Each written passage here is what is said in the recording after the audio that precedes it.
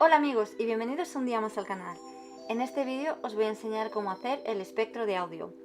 Este vídeo fue petición de uno de los suscriptores. Lo primero que haremos será abrir un nuevo proyecto.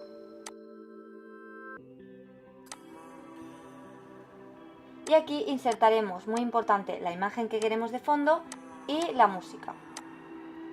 Y añadiremos un nuevo sonido. Da igual el color porque lo vamos a quitar después. En efectos, le daremos a generar y le daremos espectro de audio. Aquí lo que haremos será seleccionar la canción y modificaremos algunas cosas.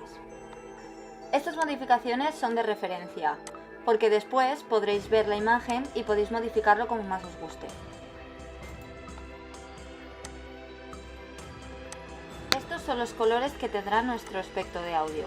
En este caso yo he puesto los dos blancos, pero podéis modificarlo como os guste. En opciones de visualización le pondremos lado A, puesto que nosotros queremos solo la parte de arriba. Una vez hecho esto, como os he dicho antes, podemos ir modificando los valores como más nos guste.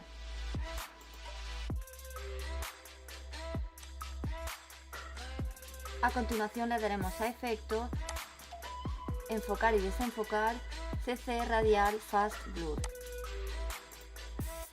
Aquí modificaremos el zoom a brightest y le daremos un valor del 15. Y ya estaría listo nuestro espectro de audio. Y recordad, si os ha gustado este vídeo, dadle a like y no olvidéis suscribiros al canal.